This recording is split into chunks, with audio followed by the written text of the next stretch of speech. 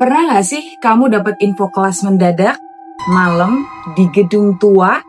Katanya dosennya udah izin nggak bisa hadir, tapi tiba-tiba dia muncul. Diam, senyum, dan pas kamu lihat ke kakinya nggak ada. Cerita ini beneran bikin heboh satu kampus di Semarang tentang kelas malam yang katanya cuma dibuka buat mahasiswa tertentu. Tentang pesan misterius dan tentang dosen yang sebenarnya sudah nggak ada.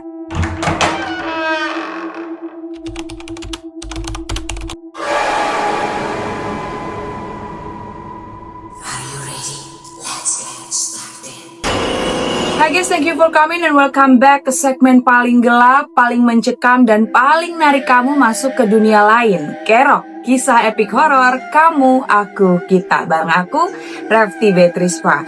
Tempat dimana kisah nyata dari kamu, aku, dan kita semua berubah jadi cerita yang bisa bikin kita merinding bareng-bareng.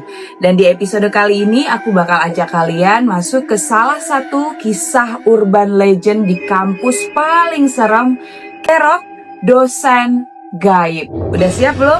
Let's go! Aku masih ingat banget malam itu. Hari Kamis, langit Semarang gerimis dan juga jam di HP udah nunjukin pukul 18.02. Namaku Dila, semester 5 di salah satu jurusan pendidikan di Semarang. Cerita ini terjadi beberapa puluh tahun yang lalu. Tapi sampai sekarang aku masih susah banget buat ngelupainya. Hari itu sebenarnya kami nggak punya jadwal kelas sore ya. Dosen mata kuliah udah bilang kalau pertemuan minggu ini diganti jadi ke minggu depan karena beliau harus keluar kota.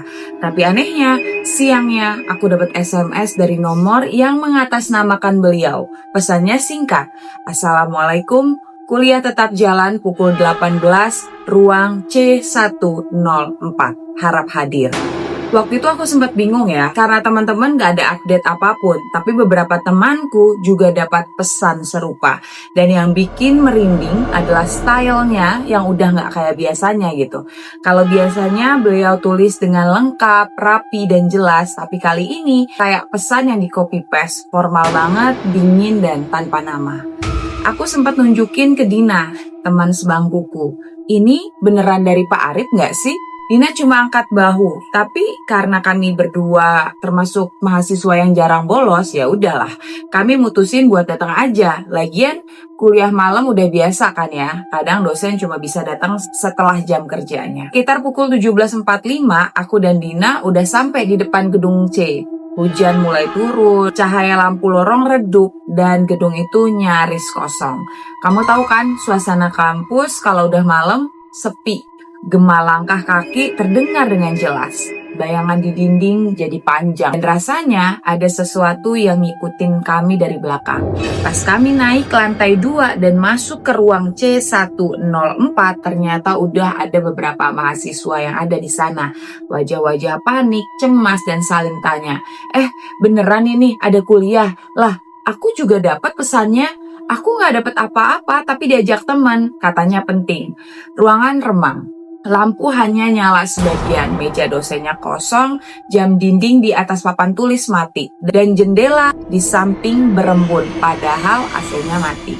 Ada sekitar 12 orang di dalam ruangan ini. Kami duduk diam, saling pandang, dan suasananya mulai terasa aneh, guys. Kursi yang ada di ujung belakang berderit pelan, kayak ada yang duduk, tapi semua orang di ruangan nggak ngelihatnya. Nggak ada yang duduk di kursi itu, tapi deritnya nyata. Beberapa menit kemudian, pintu ruang kuliah terbuka. Seorang pria masuk mengenakan batik coklat lengan panjang, celana hitam, dan kacamata bundar. Mukanya datar, langkahnya pelan. Itu Pak Arif, dosen kami. Tapi dia nggak bawa buku, nggak bawa tas, nggak bawa apa-apa. Cuma masuk, berdiri di depan kelas, dan dia diam. Assalamualaikum Pak. Salah satu mahasiswa mencoba untuk menyapanya, tapi beliau nggak jawab. Matanya mengarah lurus ke tengah, ekspresinya datar, senyumnya kecil seperti ditahan, dan entah kenapa dingin banget. Lalu dengan suara pelan beliau berkata, "Buka halaman 42, baca pelan-pelan sendiri-sendiri." Nggak ada diskusi, nggak ada penjelasan, nggak ada sapaan biasa kayak apa kabar atau siapa yang belum hadir. Kami semua mulai baca buku ya, tapi jujur pikiranku udah kemana-mana. Karena perasaan ini udah mulai nggak enak gitu ya, makin nggak enak. Dan saat itu juga Dina yang duduk di sebelahku nyenggol tanganku. Dil, apa? Coba kamu lirik deh ke bawah. Aku menoleh pelan, jantungku lompat ke tenggorokan. Pak Arif nggak berdiri di atas lantai. Bayangannya memang ada, tapi tubuhnya menggantung. Sepatu hitamnya ngambang beberapa sentimeter dari ubin, seolah-olah dia berdiri di udara. Aku refleks ngeluarin HP dari tas, pura-pura untuk ngecek SMS yang datang, tapi buru-buru aku coba ngehubungin Aji, ketua kelas kami. Ji, tolong banget bilang semua orang untuk keluar pelan-pelan, jangan panik, ada yang nggak beres, Ji. Nggak lama Aji angkat tangan dan pura-pura izin keluar buat ke toilet. Satu persatu mahasiswa lain ikut keluar, alasannya pura-pura ya tentunya. Ada yang bilang mau isi air, ada yang pura-pura mau ke toilet, ada yang pura-pura sakit. Sampai akhirnya cuma tinggal aku, Dina, dan satu orang lain yang ada di kursi depan. Dina gemeteran, dan saat kami bangkit berdiri pelan-pelan, Pak Arif bicara. Suaranya pelan, tapi menusuk. Sudah malam atau sudah tahu? Kami langsung keluar lari, gak peduli hujan, gak peduli HP kami basah. Begitu sampai ke taman tengah, semua orang berdiri dalam diam, napas ngos-ngosan, wajah pucat. Ada yang mulai menangis, ada yang langsung muntah, dan aku masih syok. Karena tepat saat kami keluar dari gedung, ada SMS masuk dari nomor Pak Arif. Maaf ya, kuliah minggu ini ditiadakan. Saya masih di luar kota, hati-hati pulang malam. Setelah malam itu, aku pikir semuanya bakal selesai. Ternyata enggak. Beberapa hari kemudian, kelas kami jadi sepi ya. Biasanya ramai bercanda, bahas tugas, saling ngingetin deadline. Tapi sejak kelas malam waktu itu, semua kayak nahan napas. Aji, ketua kelas, SMS ke kami semua. Kalau kalian gak yakin dia Pak Arif, berarti kita ngerasain hal yang sama. Langsunglah rame ya. Aku juga ngerasain lain, aku juga ngerasain yang aneh, dia beda, diem banget, matanya kosong, dan sebagainya. Dan yang paling bikin merinding, ternyata bukan cuma satu kelas yang ngalamin guys. Kelas sebelah kami, yang juga diajar oleh Pak Arif, dapat jadwal kuliah malam mendadak juga. Ceritanya mirip, ada SMS yang masuk, mendadak, formatnya formal banget, tanpa nama, dan lagi-lagi Pak Arif muncul. Rapi, wangi, tapi bungkam total. Kamu bisa bayangin gak ya, duduk di dalam ruang kelas jam 7 malam, lampunya kekuningan redup, dan dosennya berdiri, diam, benar-benar diam, kayak patung. Assalamualaikum Pak, diam. Pak, kita mulai dari mana? Masih diam.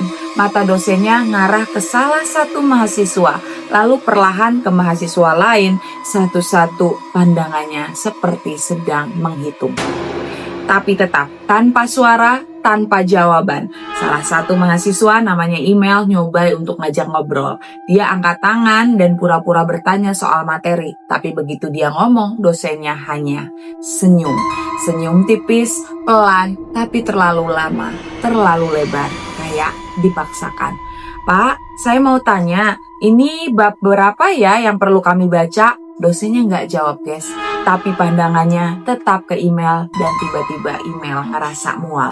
Waktu aku lihat mata dosennya, aku ngerasa kayak lagi diliatin dari balik kaca, tapi dari sisi yang bukan dunia kita. Email cerita ke aku beberapa hari kemudian. Suasana kelas jadi tegang, mahasiswa saling pandang, beberapa mulai gelisah, ngerasa nggak nyaman, dan anehnya, ruangan itu yang tadinya biasa aja tiba-tiba jadi panas. Bukan panas karena cuaca, tapi panas karena sesak. Udara di dalam kelas berubah, kayak ada sesuatu yang berat duduk bareng di dalam sesuatu yang diam, tapi jelas terasa. Salah satu mahasiswa cowok duduk di baris tengah tiba-tiba bersuara, kok jamnya nggak gerak? Semua langsung nengok ya ke jam dinding. Jarum panjang dan pendeknya berhenti di angka yang sama, 18.36. Dan yang bikin makin gak masuk akal adalah jam tangan mereka juga nunjukin angka yang sama. Bahkan HP mereka pun stuck di jam itu, kayak waktu berhenti. Mereka semua coba nyalain flashlight, cuma nyala sebentar ya, tapi langsung mati gitu aja. Salah satu cewek langsung bangkit bilang mau izin keluar, tapi begitu dia buka pintu ruang kuliah, ruangan di luar gelap. Koridor yang biasanya terang malah kayak lorong kosong, gak ada cahaya, gak ada suara, kayak semua yang ada di luar hilang. "Pak, maaf kami keluar dulu ya." Gak ada jawaban. "Pak, ini jamnya beneran rusak." Dia diam. Dan saat itu juga dosennya mulai jalan perlahan tapi gak ke depan kelas. Dia jalan ke belakang, ke pojok ruangan tempat biasanya tempat sampah dan loker kecil ditaruh. Dia berdiri di sana, membelakangi kelas dan semua orang cuma bisa saling pandang. Mereka takut ngomong, takut bergerak, hening. Sunyi yang bukan sekedar sunyi, tapi sunyi yang kayak nyedot suara guys. Kayak suara dunia sengaja dimatiin, cuma biar suara detak jantung mereka terdengar dengan jelas. Sampai akhirnya dosen itu bicara, suara rendah, serak tapi jelas.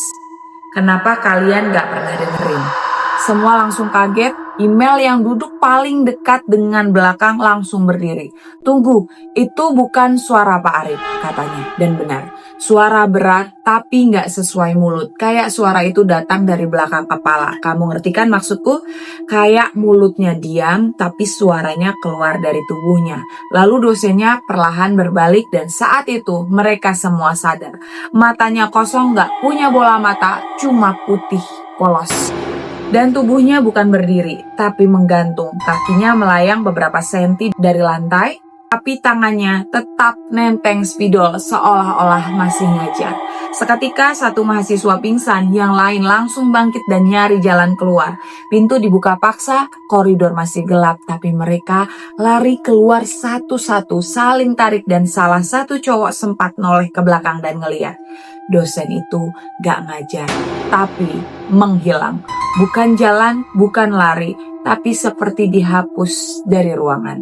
Dan begitu mereka sampai di depan taman, cahaya kampus kembali normal, lampu menyala, suara jangkrik terdengar lagi, dan HP mereka tiba-tiba nunjukin jam 19.12. Waktu bergerak lagi, dan yang bikin merinding adalah saat mereka melihat SMS, Pak Arif baru saja mengirim pesan, "Maaf ya, malam ini saya nggak bisa hadir, badan saya nggak enak dari kemarin. Tolong diinfokan ke teman-teman." Siapa yang datang ke kelas malam itu? Apa dia nyamar jadi dosen? Dan atau dia itu adalah sisa dari masa lalu kampus ini? Sejak kejadian malam itu aku nggak bisa tidur nyenyak. Setiap kali aku merem, yang muncul cuma satu, wajah datar Pak Arif dengan mata putih, kosong, dan senyum yang terlalu lama. Seolah-olah setiap kedipan matanya adalah ruang buat dia muncul lagi. Tapi anehnya, ketika itu nggak tersebar luas, nggak ada klarifikasi dari pihak kampus, nggak ada pengumuman, seakan-akan semuanya diam, kayak ditutup. Dan lebih aneh lagi, minggu depannya jadwal kuliah kami normal. Diadakan siang hari, dosen yang sama, ruangan yang sama, tapi suasananya udah nggak pernah sama. Aku masih ingat dengan jelas, hari itu hari Rabu, cuaca terik, ruang kelas C104 yang biasanya adem terasa lembab, seolah-olah temboknya menyimpan sesuatu yang belum selesai. Kami semua masuk dengan ragu-ragu, duduknya udah gak berani ya di belakang. Semua mendekat ke tengah, saling berdekatan, seolah kalau duduk sendiri bakal ada yang duduk di sebelah tanpa kita sadari. Pak Arif datang, tapi sekarang adalah versi nyatanya, masih dengan batik yang rapi, tas lempang, dan sapaan hangat biasa. "Assalamualaikum, gimana kabar kalian? Minggu kemarin saya izin ya, maaf banget." Kami cuma saling pandang, hening, gak ada yang berani bilang apa-apa. Aji cuma senyum, "Iya Pak, gak apa-apa, udah dijalanin." Tapi aku tahu semua di kelas itu masih trauma. Dan entah kenapa saat beliau bilang dan berdiri di depan kelas, aku merhatiin hal yang bikin jantungku nyaris berhenti. Pola batiknya yang ada di bajunya sama persis dengan yang dikenakan oleh dosen yang hadir malam itu.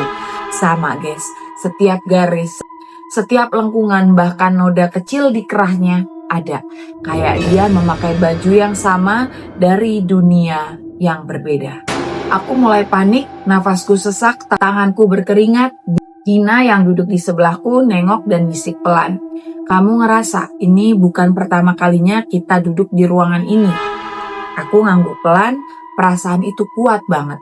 Dan saat aku coba menenangkan diri, aku sengaja menjatuhkan pulpenku ke lantai. Bukan karena ceroboh, tapi karena aku ingin melihat sesuatu.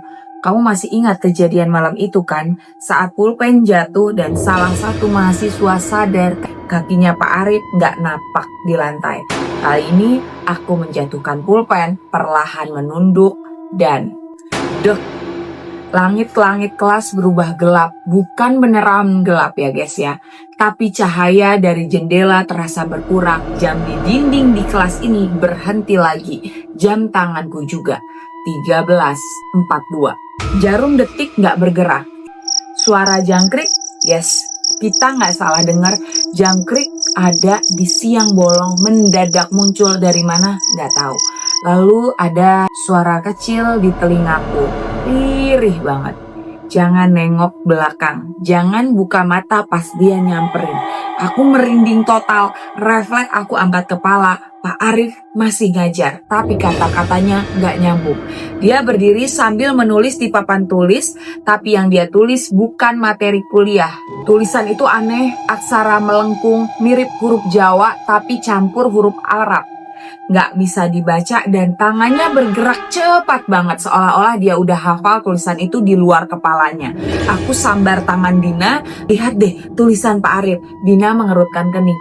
Gak ada tulisan apa-apa Dil, dia gak nulis kok, tangan dia dari tadi di belakang. Aku kaget karena di mataku dia nulis sesuatu yang panjang di papan, tapi kata Dina tangannya gak gerak sama sekali. Aku mulai sadar nih ya, mungkin aku sekarang lagi ngelihat dua versi realitas sekaligus, yang satu nyata, yang satu lagi sisa dari malam itu. Dan waktu aku balik lagi lihat jam tanganku masih 13.42, nggak gerak, dan aku berdiri. Pak, maaf saya izin ke toilet. Pak Arif menoleh, tapi matanya kosong. Lalu dia berkata, toiletnya nggak akan kemana-mana Dila, tapi kamu harusnya nggak kemana tadi. Aku langsung lemes guys. Maaf Pak, saya beneran gak enak badan. Aku buru-buru keluar dari kelas, lorong terasa sangat panjang. Setiap langkah kayak ditarik, udara makin berat dan aku udah hampir sampai ke tangga. Tapi tiba-tiba HP ku bunyi. SMS baru dari kontak tanpa nama. Sudah jam 13.42. Jangan lama-lama sendirian karena waktu gak bisa diam 2 kali. Aku gak ngerti siapa yang kirim, tapi yang jelas semua ini belum selesai dan aku mulai sadar kampus ini menyimpan sesuatu yang lebih dari sekedar urban legend. Mungkin ini bukan cuma cerita pertama dan bukan yang terakhir. Malam itu setelah kami berhasil keluar dari ruang kelas C104, tubuhku lemas kayak habis lari maraton tanpa henti. Tapi anehnya bukan cuma capek fisikku ya, ada yang jauh lebih berat pikiranku. Rasa gak percaya, bingung, takut, dan sesuatu yang lebih gila lagi. Semua orang mengalami hal yang sama, tapi kami gak bisa ngomong jelas. Aji duduk di taman tengah kampus, mukanya pucat, matanya kosong. Dia terus musap-musap lengan kirinya kayak ada sesuatu yang lengket dan gak mau lepas. Dina muntah 2 kali, gak berhenti, gemeteran. Dan di sekelilingku ada yang ketawa, tapi bukan karena hal lucu, lebih kayak tawa histeris orang yang jiwanya udah nyaris copot. Gila ya? Hahaha, gila. Aku nengok, itu si Ferry, mahasiswa yang duduk di baris belakang. Dia ketawa sambil nangis, kepalanya digeleng-geleng, bibirnya komat kamik kayak ngelantur. Semua yang keluar malam itu berubah guys. Bukan luka fisik, tapi semacam goresan yang ada di tempat yang gak kelihatan di dalam. Esok harinya, ruang C104 dikunci, bukan cuma digembok, tapi dilinting garis polisi kampus. Katanya ada maintenance AC, tapi kami tahu itu omong kosong. AC nggak mungkin bikin mahasiswa histeris. Ada gosip beredar katanya 2 kelas yang pakai ruangan itu malam sebelumnya juga mengalami hal yang serupa. Dan karena makin banyak yang tahu, kampus akhirnya mutusin buat menghentikan seluruh aktivitas malam selama 3 hari. 3 hari itu, kampus kayak kota mati. Kelas sore ditiadakan, lampu-lampu lorong dimatikan lebih awal, petugas keamanan mondar-mandir, tapi diam, bahkan penjaga kantin pun menolak buka sampai malam, guys. Salah satu temanku namanya Riris yang ambil jurusan lain cerita. Teman sekelasku katanya tiba-tiba kejang nih di kosan. Pas sadar, dia ngelantur bilang Pak Arif minta semuanya balik, jangan ninggalin dia sendirian. Aku nelan ludah dan itulah rumor makin liar, guys. Ada yang bilang dosen yang muncul malam itu bukan Pak Arif, tapi sosok lama. Dosen yang dulu pernah mengajar di ruang C104, tapi meninggal karena kecelakaan tragis bertahun-tahun lalu. Katanya dia meninggal dalam perjalanan ke kelas malam. Mobilnya terguling di tikungan dan yang bikin cerita itu makin serem adalah dosen itu dikenal tegas, jarang senyum dan punya gaya berpakaian yang sama, yaitu pakai batik coklat, celana hitam, dan kacamata bundar. Cocok banget sama sosok yang muncul malam itu. Kami mulai menggali cerita lebih dalam, tanya-tanya ke kakak tingkat, penjaga gedung, bahkan OB kampus yang biasanya banyak tahu gitu. Tapi jawaban mereka aneh, campuran takut dan enggan ngomong, guys. Udah mbak, gak usah penasaran, yang penting kalian masih bisa keluar. Satu-satunya orang yang mau cerita panjang adalah Pak Tono, satpam senior. Dia ngerokok pelan waktu kami samperin malam itu. Duduk di pos kecil dekat parkiran dosen. Dulu ruang C104 itu gak pernah ya dipakai malam-malam. Ada kejadian tahun lama, mahasiswa nyaris kesurupan massal. Tapi kampus bungkam, akhirnya ruang itu dikunci selama hampir 2 tahun. Aku tanya kenapa dibuka lagi Pak. Dia cuma jawab dan nyengir kecil gitu. Kalau dosen minta ruang, ya kampus kasih. Mereka pikir ini udah berlalu, tapi yang kayak gini nih pernah selesai, cuma nunggu giliran. Aku merinding, gak kuat, nafasku berat, dan sejak malam itu kami yang ada di dalam kelas saat kejadian, semuanya mengalami hal-hal kecil yang gak masuk. HP ngehang tiap buka galeri foto ya malam itu. Jam tangan sering stuck di 18.42 waktu kelas malam dimulai, dan beberapa mahasiswa termasuk aku sering dapat notifikasi SMS dari nomor yang aneh. Isinya cuma 1 kalimat, sudah malam atau sudah tahu. Pesan itu muncul, hilang sendiri, nggak bisa di screenshot, nggak bisa dibuka, tapi jelas, nyata. Suatu malam Aji ngabarin lewat SMS, Dil, HP gue tiba-tiba ringtone-nya bunyinya aneh. Kayak ada suara orang ngajar tapi bukan suara Pak Arif. Apa isinya? Tanyaku. Dia baca absensi tapi yang disebut bukan nama kita. Kayak nama-nama lain, nama asing, nama yang gak pernah ada di kelas kita. Setelah ringtone itu berbunyi, HP Aji tiba-tiba mati total, baterainya langsung drop dari 82% nyaris ke mati total. Kampus sempat ngeluarin pernyataan. Lewat grup BEM, disampaikan bahwa tidak ada aktivitas abnormal yang terjadi. Mereka bilang cerita yang tersebar adalah hasil halusinasi dan kepanikan kolektif. Tapi buat kami yang ngerasain langsung, kami tahu itu bukan halusinasi, kami tahu kami ngelihat sesuatu yang nyata. Dan yang paling mengganggu adalah kenapa cuma kami. Kenapa gak semua orang ngalamin? Kenapa cuma beberapa mahasiswa yang dapat pesan itu? Dan kenapa sampai sekarang sosok itu belum muncul lagi? Atau jangan-jangan dia masih ada, tapi diam, menunggu kelas malam berikutnya dibuka. Beberapa orang milih buat bungkam, beberapa lainnya cabut dari kampus, tapi aku masih di sini dan aku tahu cerita ini belum selesai. Karena malam-malam berikutnya aku masih sering lihat ruang C104 dari jauh. Lampunya kadang nyala sendiri padahal gak ada jadwal kelas malam. Gak ada kelas, gak ada orang, tapi di balik tirai jendela kadang aku melihat bayangan berdiri, senyap, senyum, dan menatap lurus ke arahku. So guys, itu dia cerita kita hari ini tentang kelas malam yang gak pernah ada di jadwal, tentang dosen yang gak pernah pulang, dan tentang mahasiswa yang mungkin gak pernah benar-benar keluar dari kelas itu. Kalau kamu punya pengalaman horor kayak gini atau pernah ngalamin kejadian serem di kampus, ceritain di kolom komentar ya. Siapa tahu cerita kamu bisa jadi next episode di Kerok. Dan juga jangan lupa untuk like, subscribe, dan juga share ke teman-teman kalian yang suka dengerin cerita-cerita horor kayak gini. Aku Resti Beatrice pamit. See you. Bye-bye. Mwah.